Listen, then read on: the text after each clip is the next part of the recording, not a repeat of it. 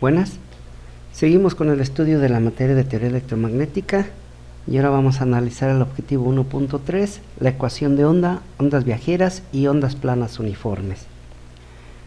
Según este escrito, dice lo siguiente: si consideramos una perturbación, ya sea una cuerda, superficie del agua o un campo eléctrico que se propaga sobre el eje X de forma transversal, en cierto instante de tiempo, t igual a 0, la forma de onda puede representarse por y igual a f de x en tiempo igual a 0, en donde y es el desplazamiento transversal en la posición x.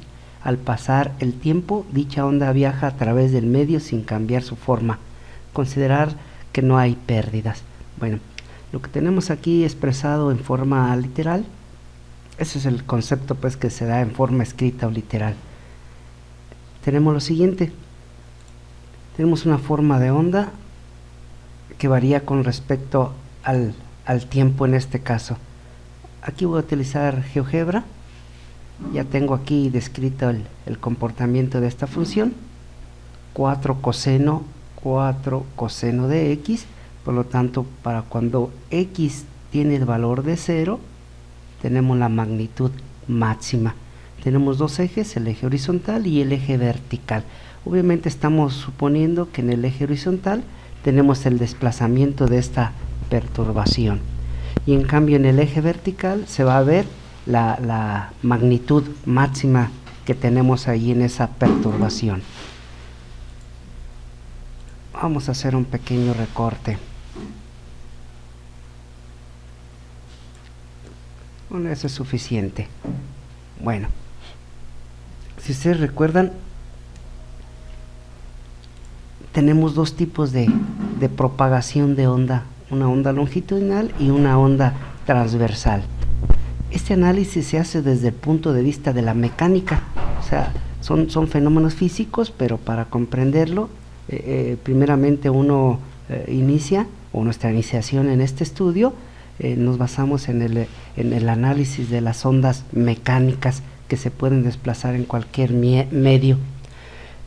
Lo interesante es saber cómo de ese gran estudio que se tuvo, cómo hicieron la transferencia de esas perturbaciones o ondas mecánicas, cómo dedujeron o cómo interpretaron las ondas electromagnéticas.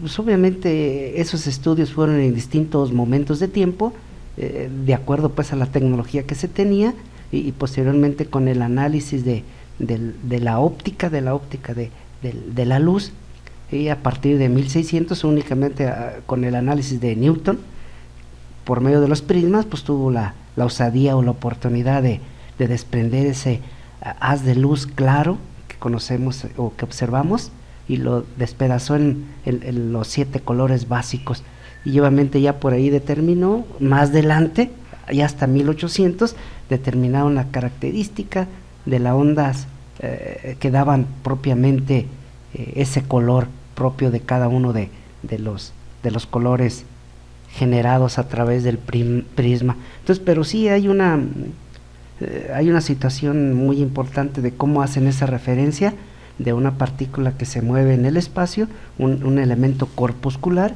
y de una perturbación para generar pues o decir claramente que es una perturbación senoidal o una perturbación de onda mecánica. Bueno, entonces a partir de esto tenemos una onda mecánica, y lo interesante es, tenemos así en forma general podemos tener un objeto. Voy a colocar por aquí un pedazo de conductor, un pedazo de alambre. Tenemos aquí ese pedacito de alambre, de tal forma que si lo veo de enfrente, así completamente de frente, estoy viendo en forma general una sección longitudinal.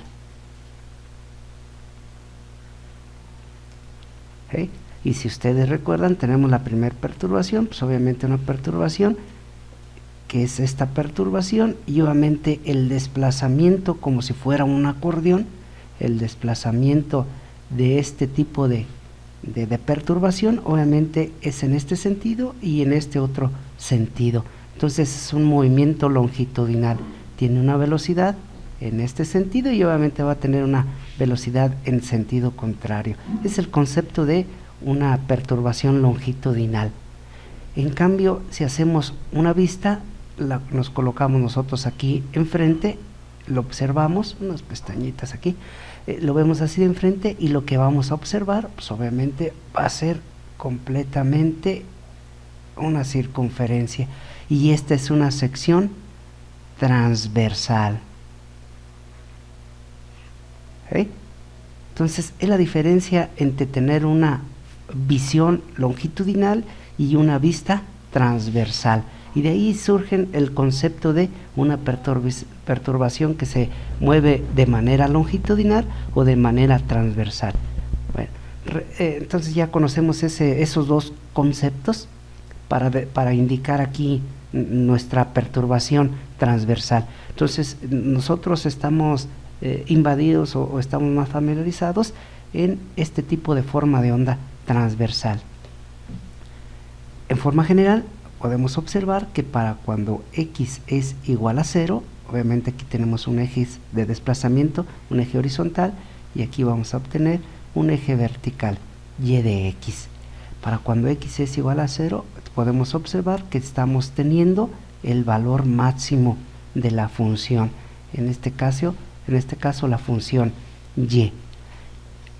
Otro parámetro que debemos nosotros observar es que esta perturbación va a estar desplazándose del origen hacia la derecha, otra del origen hacia la izquierda.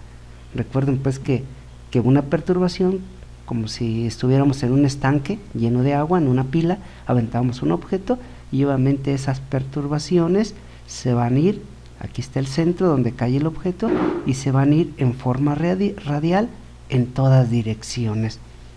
Entonces para todos lados va a desplazarse esa perturbación, y esa onda mecánica también va a suceder en el mismo caso pues de las ondas electromagnéticas. Y un caso muy curioso, por ejemplo, desde el punto de vista eléctrico, tenemos aquí un tramo interpostal. Obviamente son los postes que ustedes comúnmente observan allí en la calle. Este sería el tramo interpostal. Aquí tenemos un conductor eléctrico, que son 3 por lo regular, 1, 2, 3, que está llevando un voltaje de 13.800 volts y una cantidad de corriente de 350 amperes. Es un puta madral de voltaje y corriente. Bueno, entonces está esta situación trabajando, funcionando normalmente, y en el tiempo de lluvias, pues obviamente va a caer una descarga atmosférica, alias el rayo. Cae por aquí el rayo que lleva una velocidad de la luz, 300.000 kilómetros por segundo. Esta caracterizada, esa velocidad del rayo, pues va a ser 3 por 10 a la 8 metros sobre segundo, ya convertido. Entonces esta situación es muy importante. Es una velocidad de desplazamiento. Pues obviamente esta descarga atmosférica, al hacer el rayo a través del espacio, viaja a la velocidad de la luz, ¿sí? Aproximadamente, pues, ¿no? O sea, únicamente observamos sus ¿cómo se llama? Sus consecuencias. O sea, no sabemos sus consecuencias, únicamente sus efectos. Su efecto lumínico, que obviamente viaja a su efecto lumínico, su efecto sonoro, que viaja a la velocidad, pues obviamente, del sonido.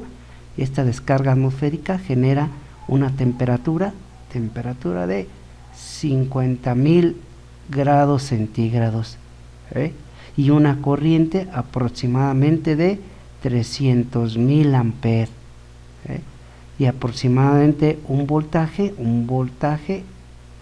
ese rayo genera un voltaje aproximadamente de 50.000 volts, va a ser kilovolt, 50.000 kilovolts. Entonces esas son las características del rayo. Entonces lo que nos interesa a nosotros es esa perturbación a la hora de caer en un punto, y siempre la gente común y corriente menciona que para qué lado del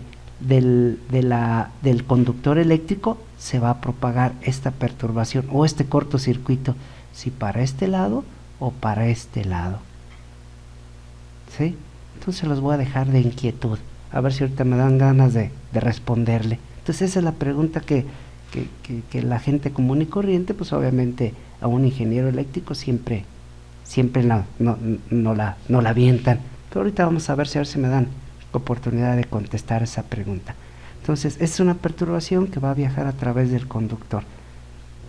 Entonces a ver si con lo que explico ustedes mismos llegan a una conclusión de esta inquietud. Bueno, entonces esta perturbación va a tener la posibilidad de moverse para este lado o de moverse para la izquierda. Aquí tenemos un modelo matemático. El modelo matemático Y igual a un valor máximo, que varía en forma general. La expresión más común o el modelo matemático para interpretar una perturbación es senoidal. Seno, que se va a desplazar sobre el eje X. Este es desde el punto de vista matemático, pero desde el punto de vista físico debemos de incluir otro parámetro, y de X, coma. Implícitamente en toda esta fotografía o en toda esta instantánea va el concepto de tiempo. Entonces cuando nosotros incluimos el concepto del tiempo, obviamente aquí no está metido en la interpretación geométrica, pero va de manera implícita. Aquí va el tiempo.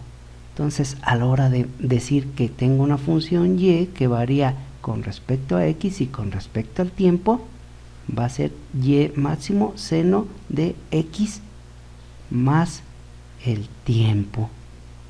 Entonces a este modelo matemático se le conoce como una paramétrica.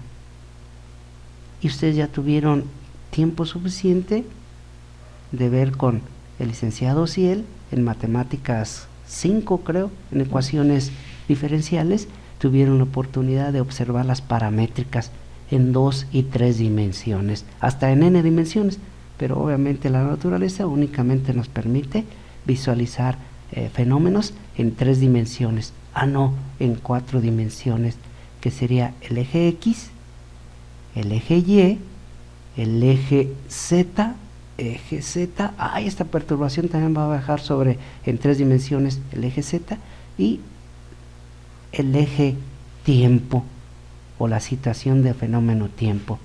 Bueno, entonces esta perturbación se va a mover en los dos sentidos, y lo único que vamos nosotros a observar, si nos colocamos aquí, vamos a observar únicamente un frente de onda, y el frente de onda sería una onda que tiene esta forma. Entonces únicamente podemos observar esto, tanto de ancho y tanto de alto, ¿sí? Un lado aquí, otro lado acá. Entonces únicamente lo que estamos nosotros observando sería un frente de onda.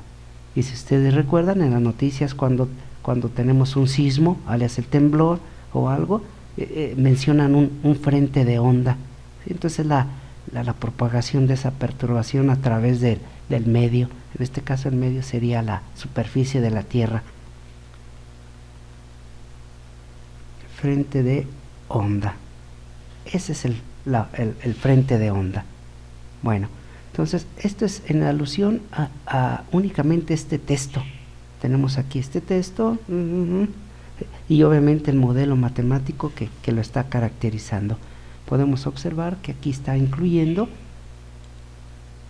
aparte del desplazamiento en el eje horizontal, está indicando una velocidad y un tiempo.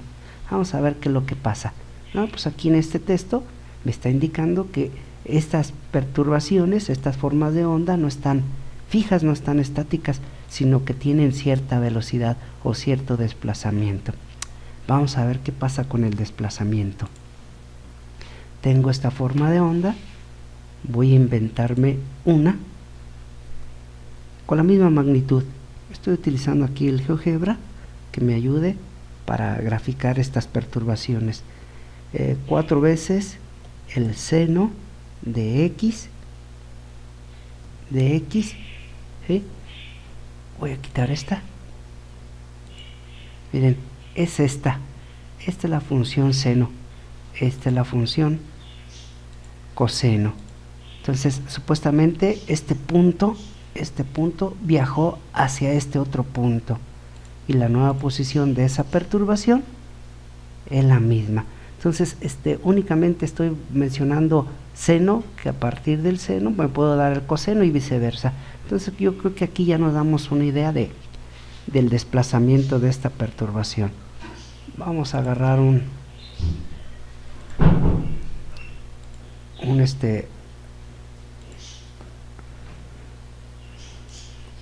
otro recorte.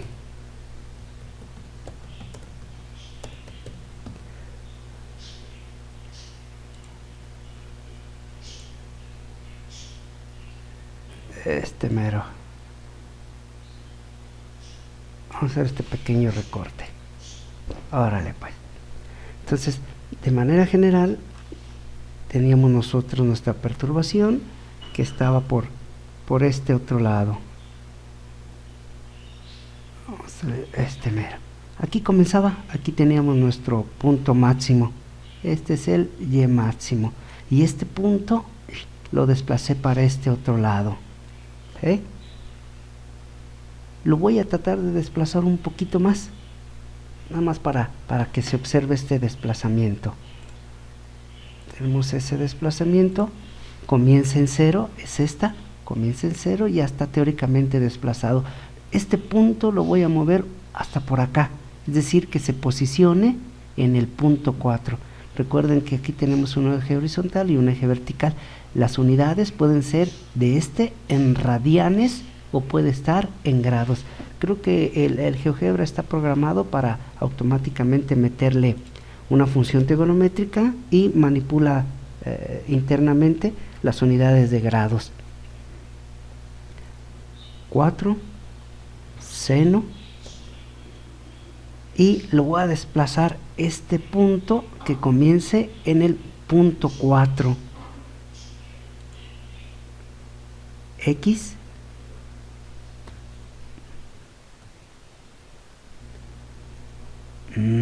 si le pongo más 2, no le voy a poner menos 4, fíjense, y este punto que teníamos aquí se desplazó exactamente en 4. Voy a colocar otro, con 4 me da eso,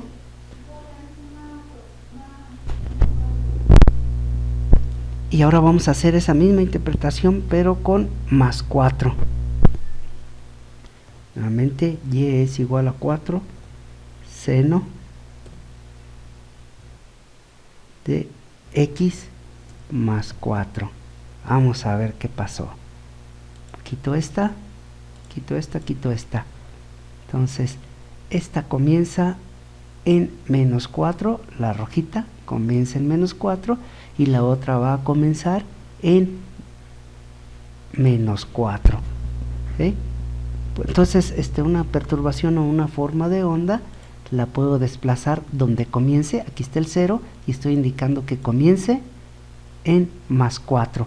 Entonces debe ser un valor negativo, x menos el desplazamiento. O otra, puedo decirle que comience en el eje x negativo, pero debe de, para la interpretación o el argumento va a ser 4 seno de x más 4. ¿Sí? Tenemos esa situación. ¿Y por qué debe ser negativo? Para indicar que comience acá en el eje positivo. ¿Y por qué debo de indicarlo x más el argumento para que comience en el eje negativo? Vamos a ver de por qué. Entonces, retomando esto, de forma general tengo yo dos desplazamientos o una de dos. Puedo decir que el movimiento se haga a la derecha, otra que se haga a la izquierda.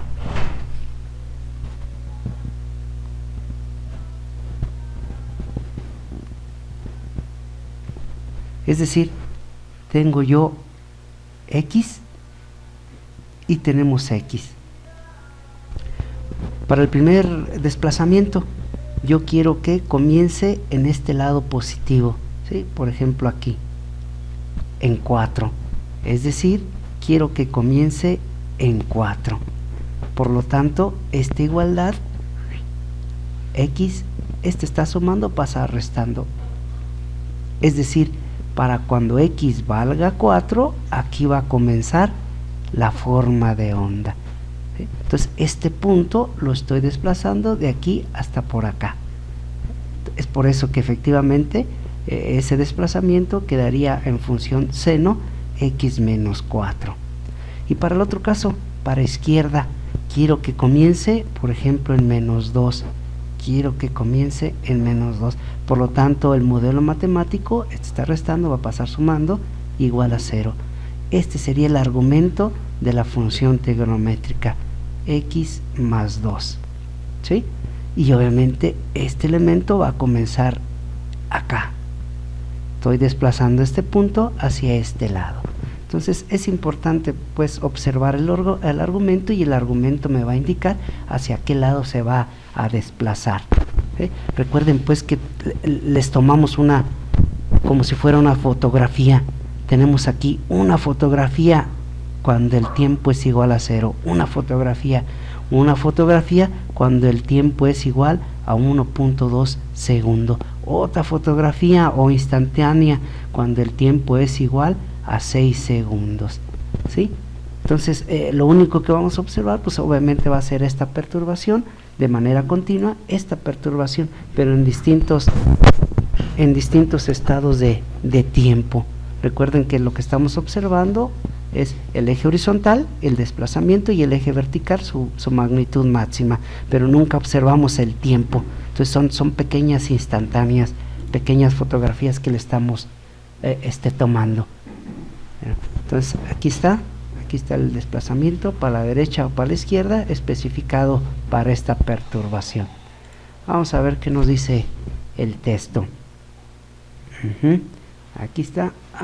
Entonces tenemos dos perturbaciones, por lo tanto esas dos perturbaciones van a tener un desfasamiento.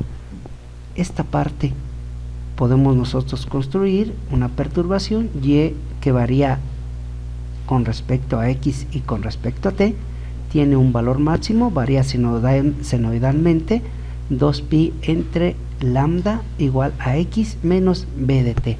Este es el nuevo parámetro que estamos metiendo, es el parámetro de velocidad. Por lo tanto, si este elemento se va a estar desplazando, este elemento va a estar desplazando, por lo tanto va a tener una velocidad. De esto es x menos 4. Entonces en realidad es x menos una velocidad por el tiempo. Entonces en realidad, o una de dos, estos parámetros son distancia, o estos dos parámetros son velocidad. Por ejemplo, en distancia tenemos x menos, ¿sí? Tenemos velocidad tiene unidades metros sobre segundos, y las unidades del tiempo son segundos. Segundos entre segundos se eliminan, y efectivamente las unidades de distancia son metros, menos la multiplicación de velocidad por tiempo que nos daría metros. Entonces efectivamente, si estoy haciendo una manipulación de estos dos elementos en las mismas unidades. Si fuera velocidad, tengo yo x menos velocidad con respecto al tiempo, perdón, con respecto a aquí b de t, y obviamente estos dos son velocidades. Si le aplico una derivada, este operador derivativo con respecto al tiempo, d entre dt de x menos d entre dt de la multiplicación de b t, la derivada con respecto al tiempo de una distancia, puse al revés, de una distancia, menos b por la derivada con respecto al tiempo del tiempo. Y podemos observar que la razón de cambio con respecto al tiempo de x obviamente es una velocidad, menos velocidad d entre dt es igual a 1, y efectivamente estoy manipulando, ya sea por concepto de distancias o por concepto de velocidad, estoy manipulando las mismas unidades. Entonces sí, no estoy haciendo ninguna mala manipulación de las distintas unidades. Entonces, de manera general, tenemos estos modelos matemáticos que caracterizan a esta perturbación. Una instantánea, para cuando el tiempo es igual a 0, nos queda de esta manera. ¿Sí? Aquí tenemos los elementos que están participando en ese modelo matemático. ¿Sí? De manera general tenemos aquí la descripción. Entonces, si tienen por ahí un tiempecito, pues hay que analizar todos estos parámetros: amplitud de la onda, longitud de onda, periodo, velocidad, frecuencia, velocidad angular, ¿sí? Y algunos otros parámetros. Bueno, entonces una recomendación: dense el tiempo suficiente para analizar estas lecturas, ¿cómo le llaman? Estas lecciones que vienen ya ahí en su plataforma Moodle. Hay que leerlo todo, esta parte, ¿sí? Y obviamente observando también juntamente los videos. Entonces tenemos distintas páginas de estas lecturas que es necesario pues de que las analice, porque no crean, uno como instructor ya tiene mucha experiencia, mucho colmillo, y he visto muchos trabajos repetidos, hasta con los mismos errores, hasta con el mismo nombre, pues en ocasiones he observado ahí sus tareas que me mandan, pero no importa. Pero obviamente no es pecado copiar las tareas. El pecado es de que el cabrón que está copiando no le añada un poquito de su parte, algún comentario, algún chascarrillo, algún modelo matemático, alguna inquietud, ¿sí? Eso es lo malo. Y nuevamente, no es pecado copiar la tarea. De hecho, hay formulismos o formatos de estudio que se conoce como equipos de trabajo, equipos de estudio. Eso es fascinante. Se están transfiriendo la información, se están transfiriendo en forma conjunta cada uno de estos conocimientos. No es problema, pero al menos cuestionen al que le está pasando la tarea. Dile: oye, cabrón, ¿de dónde sacaste esto? ¿Por qué le pusiste acá? ¿Cómo le hiciste? Eso es lo interesante, sacar polémica y obviamente sacar un comentario de ese trabajo que ya está digerido. Sí, obviamente rápidamente lo podemos transcribir y todo, pero en la transcripción al menos debemos de tener esa inquietud.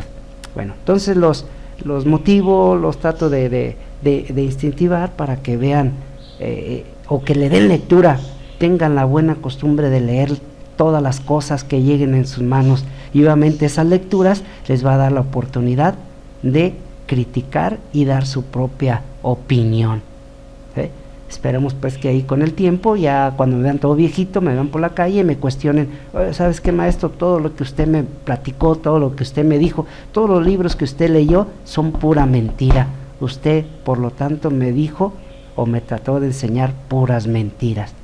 Yo en vez de ofenderme, pues obviamente me voy a quedar más halagado. Dije: válgame, este cabrón sí tuvo la osadía, la oportunidad de investigar las cosas por su lado, ¿sí? Entonces ese sí es el estudio. Bueno, entonces nos vemos pues para el próximo video. En la próxima página voy a tratar de escribir esto y meternos de lleno o un poquito más de lleno en un ejercicio que caracterice esta forma de onda. Bueno, nos vemos.